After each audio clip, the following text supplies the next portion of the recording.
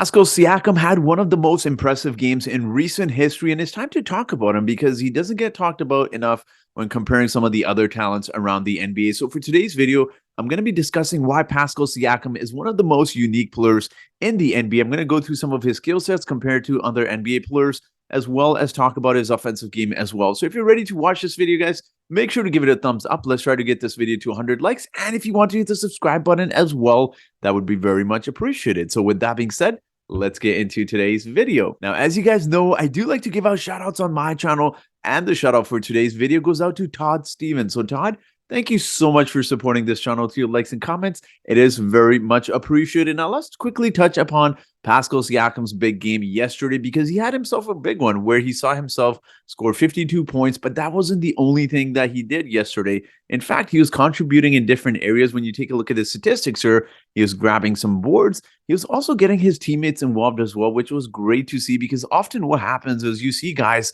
look to score and they're not really passing the ball a lot, but Pascal Siakam had 9 rebounds, 7 assists. And what is very impressive about this game in particular is he shot 68% from the field, as well as 88% from the free throw line as well. And there's one thing I really want to emphasize before we talk about his 52 points is that he was able to do this while scoring only 2 3-pointers the entire game. So only 6 points out of the 52, meaning that 46 points of his 52 points came from either making jump shots, getting in the paint, or free throws as well, which makes his game so much more impressive. I mean, obviously, it takes a certain talent to be able to shoot a lot of threes and make them as well. But for him to go and score the way he did, Pascal Siakam's game is going in the interior, attacking the basket, a lot of bruising, a lot of banging, and the fact that he did this the entire game while playing 41 minutes is quite unique. But we do have to talk about some of his other skill sets as well. Now, obviously, Pascal has had a huge season where he sees himself averaging 26 points, but I wanted to look at his offensive rating. What does it look like for a team like the Toronto Raptors that has really struggled this season? I wanted to take a look at his offensive rating, and it actually quite surprised me. So what I'm going to be going through here is I'm going to highlight the top 6 scorers in the NBA currently. I'm going to take a look at their offensive rating and see where Pascal Siakam stands. So before I reveal Pascal Siakam's offensive rating, I'm going to touch upon these 6 guys who are the top 6 leading point getters in the entire NBA. So Kevin Durant has 123 offensive rating. Jason Tatum, surprisingly, for one of the most strongest offensive teams in the entire NBA, Boston Celtics, 119, which still isn't bad. Luka Doncic has an offensive rating of 120, Giannis 115, Joel Embiid, the leading scorer in the NBA, is averaging 119 offensive rating, while Shai Gilgeous-Alexander has an offensive rating of 121. So the highest among these 6 players is Kevin Durant, who has an offensive rating of 123. Now, I don't want your jaws to drop, but taking a look at Pascal Siakam's offensive rating, it's the exact same as Kevin Durant. Now, does this necessarily mean that Pascal Siakam is better than the other 5 guys? Not necessarily, but this is just to highlight how impressive this season has been for Pascal Siakam on a team, again, like I said, on a team that shoots very poorly from the three-point line, that has just had a tremendously awful start to the season, that's been on a losing streak. And for Pascal to come into New York and have that performance that he did, absolutely carried the Raptors. And he said they really needed this victory.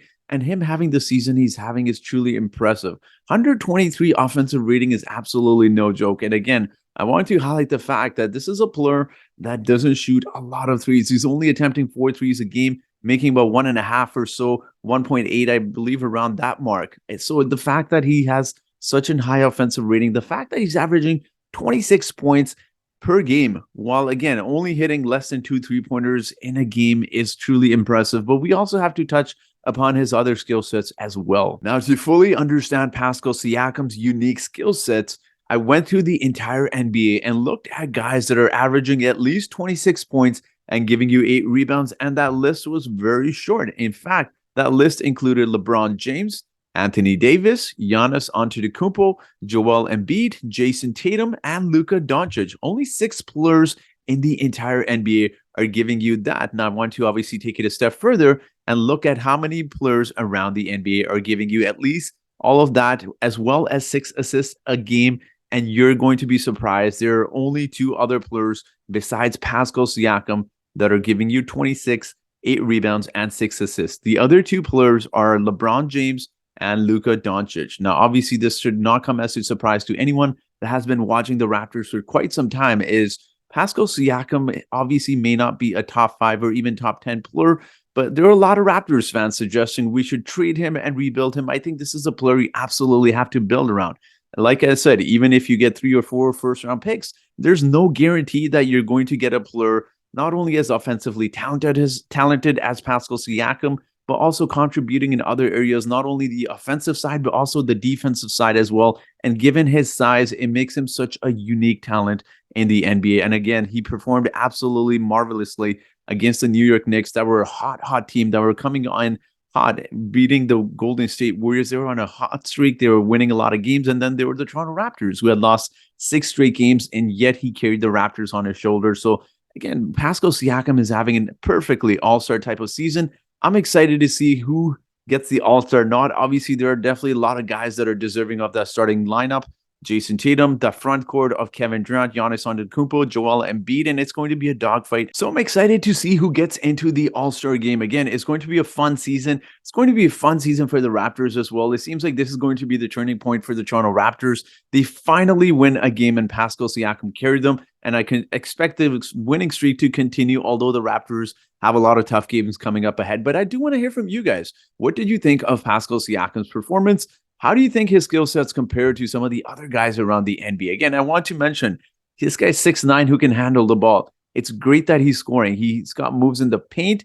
He can hit jump shots. He can hit three-pointers, although that's not his strongest point of his game, but he's able to score in multiple ways. He's got a very unique skill set. But I do want to hear your thoughts. What are your thoughts on yesterday's performance versus the New York Knicks, but also just Pascal Siakam in general? Let me know your thoughts in the comment section below. And as always, we do have a trivia question for you today. And since Pascal Siakam scored 50 points, I thought it would only make sense if we had a trivia question surrounding that. And the trivia question is, who was the last player to score 50 points in a game this season prior to Pascal's 50-point game? Was it A, Ja Morant?